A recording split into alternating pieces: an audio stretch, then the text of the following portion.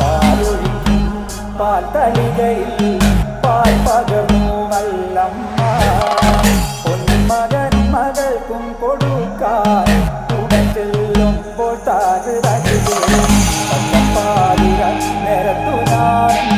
പച്ചപ്പാലു കുടിച്ചാലോ മാലവയ്ക്കും മാനക്കോറായിൽ ഞാൻ മനക്കുരളൂതോ ഇങ്ങനെ മാല വയ്ക്കുവാനായി വരവുണ്ടെന്നങ്ങനെ കേട്ടപ്പോഴേ